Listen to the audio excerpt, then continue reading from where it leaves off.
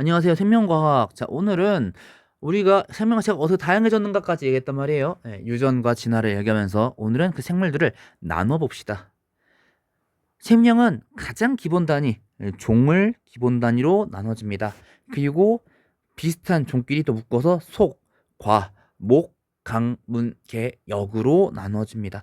그러니까 큰 범위부터 얘기하면 생물을 크게 일단 역으로 나누고 그 가운데 개, 문, 강, 목, 과, 속, 종으로 나누는 거죠. 사람 같은 경우에는 진핵생물역, 동물계, 척사동물문, 포유강, 영장목, 사람과 사람 속 사람의 사람 종에 속하네요. 이런 생물은 어떻게 부르느냐? 학명으로 부릅니다. 이 학명에는 이명법을 이용합니다. 이명법은 송명과 종명으로 종속명으로 이 종을 나타내는 건데요. 사람 같은 경우에는 호모, 속명이 호모, 조속명 사피엔스, 호모 사피엔스. 그리고 명명자도 같이 붙이기도 합니다. 이때 속명은 대문자로, 종명은 소문자로 첫 글자를 쓰고요. 모두 라틴어 혹은 라틴어한 이탈릭체로 표기합니다. 물론 저는 여기다 그냥 통일성을 위해 다른 체를 사용했지만요. 명명자는 정체로 첫 글자는 대문자를 쓰고요. 이때 첫 글자만 쓰거나 생략이 가능합니다. 사실 린네도 이탈릭체 그렇죠. 이런 생명들은 개통수를 통해서 얼마나 가까운지 먼지를 나타나는데요. 개통수는 생물이 진화해온 경로를 바탕으로 생물 상호 간의 유형관계를 나뭇가지로 나타내는 걸 얘기합니다. 아래쪽에는 공통, 가지치기 하는 거예요. 공통조상에서부터 시작되고요. 가지 끝에는 현존하는 지금 있는 생물 종이 위치하게 됩니다. 분기점은 그 두 계통에서 종이 분화했음을 진화하였음을 의미합니다. 가까운 분기점을 공유할수록 생물종 사이의 각 유형관계가 유연한데 가까운 걸 얘기하죠. 생물 종류는 분류는 참 많이 변해왔는데요. 맨 처음에 식물과 동물만 나누기도 했다가 원생생물이라는 걸 발견되면서 원생생물, 원생생물 이게 아마 지금 중학교 교과서에 나와 있는 내용이었을 거예요. 현재 나누는 분류는 삼역 6개로 나눠지게 됩니다. 삼역은 뭘까요? 삼역은 세균역, 고세균역, 진핵생물역으로 나눕니다. 세균역과 고세균역은 둘 다 원핵세포로 이루어져 있다는 게 특징인데요. 원형의 염색체를 갖고 있고, 다만 세균역은 세포벽에 펩티도글리칸, 여기 밑에 그림이 있을 것 같은데요. 네, 펩티도글리칸이 있고, 고세균역은 펩티도글리칸이 없는 게 특징입니다. 이 염색체도 보시면 단백질이 붙어 있잖아요. 이 단백질이 히스톤인데요. 이 히스톤과 결합했느냐, 일부 있느냐. 진핵생물역은 진핵세포로 이루어져 있고요. 선형의 염색체를 갖고 있습니다. 펩티도글리칸 없고요. 히스톤과 결합한 DNA도 있습니다. 이 삼역은 다시 6개로 나눠지는데요. 세균역은 진정세균, 세균계, 고세균역에는 해당하는 개는 고세균계이고요. 진핵생물역은 좀 이따가 좀 더 자세히 보도록 하죠. 사실 두 가지는 넣을까 말까 고민 많이 했는데 그래도 분류는 해야 될 것 같아서 일단 그림으로 한번 우리 친구들 궁금하면 좀 더 알아보면 좋을 것 같아요. 자, 6개를 한번 볼까요? 진정생물계, 단세포 원핵생물로 되어 있습니다. 원핵생물이 해당합니다. 세포벽에 아까 말했다시피 펩티도글리칸이라는 성분이 있고요.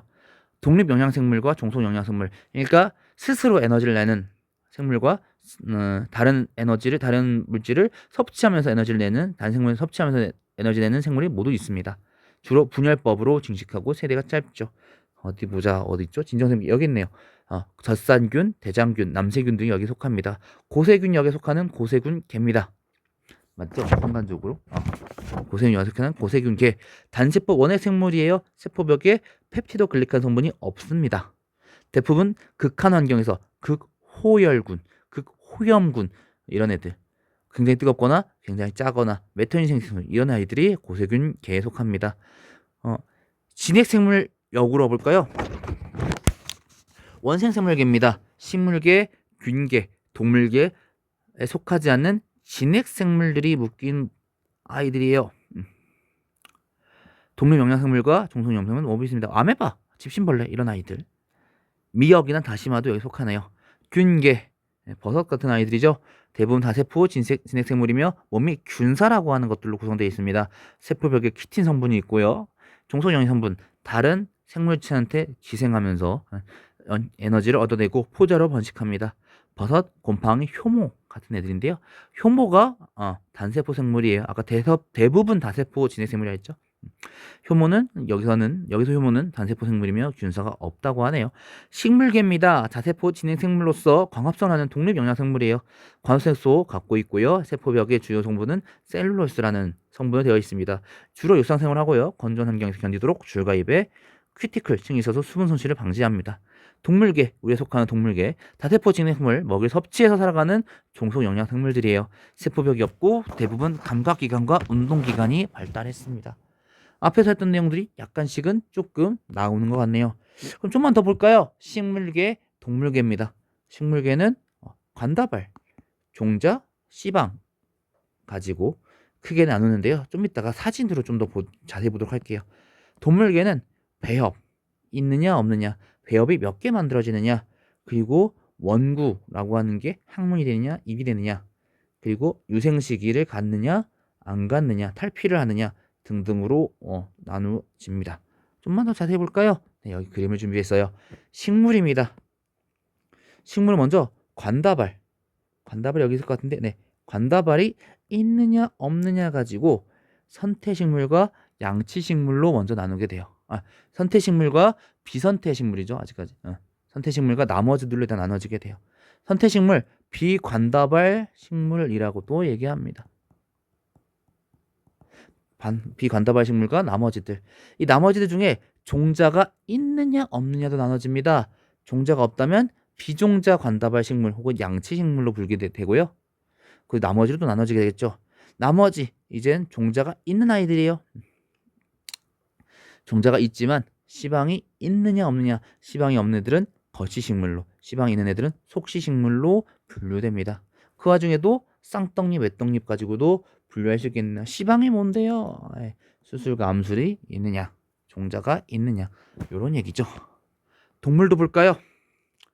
동물은 먼저 배협이 있느냐 없느냐를 가지고 나눌 수 있을 것 같아요.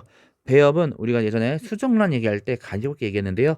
나날이 일어나서 나누어질 때 이 과정에서 이 외배협, 내배협, 층이 분류되냐, 쉽게 말하면 이 층 구조를 갖느냐를 얘기할 수 있을 것 같습니다. 얘가 내배협, 외배협 두 개로 나눠지느냐, 혹은 중배협까지 세 개로 나눠지느냐에 따라서 또 일단 배협이 없으면 해면동물, 그 배협이 있느냐, 두 개냐, 세 개냐 가지고 방사대칭 동물과 좌우대칭 동물로 나눌 수 있어요. 방사대칭 동물엔 자포동물이 해당합니다. 방사대칭이란 건 무엇이냐? 여기를 하나의 축으로 했을 때 싹싹싹 나눠도 얘는 대칭이죠. 좌우대칭은 말 안 해도 되겠죠. 양쪽이 똑같다는 거, 양쪽을 딱 겹쳐진다는 거. 자, 좌우대칭 동물 봤을 때 이 낭배기에 원구라는 애가 있어요. 이 원구가 항문이 되느냐 혹은 입이 되느냐에 따라 다릅니다. 항문이 된 것을 후구동물이라고 하고요. 이 원구가 입이 된 애들을 선구동물로 분류합니다. 후구동물에는 급히동물과 척삭동물이 있고요. 우리는 척삭동물에 해당하죠. 척추뼈가 있는 아이들. 선구동물 좀 더 자세히 볼게요. 선구동물은 이 담륜자 트로코폴라 유생 시기를 갖느냐, 촉수관을 갖느냐, 혹은 갖지 않느냐에 따라서 가지면 촉수담륜 동물이라고 부르고 안 가지면 탈피동물이라고 부릅니다. 촉수담륜 동물에는 편형동물, 연체동물, 환형동물이 해당하고요. 탈피동물에는 선형동물과 절지동물이 여기에 해당하게 됩니다. 우리가 옛날에 초등학교 때 떡잎, 외떡잎, 쌍떡잎, 얘는 척추가 있어요, 없어요, 이런 얘기했던 게 선생님 때는 배웠거든요. 우리 친구들 잘 모르겠네. 이런 얘기들이 이런 동물들을 분류하는데 다 이용되는 게 좀 신기하지는 않나요? 자, 오늘 얘기는 여기까지입니다. 이렇게 다양해진 생물들 어떻게 분류하는지도 얘기했는데 사실 더 중요한 얘기는 이 생물들이 살아가는 얘기겠죠. 다음 시간에는 생물체가 어떻게 살아야 되는지, 생태계에 대한 얘기를 한번 해보려고 합니다. 오늘 너무나 고생하셨습니다. 우리 다음 시간에 또 뵙도록 하겠습니다. 다음 시간에 뵙겠습니다. 고생하셨습니다.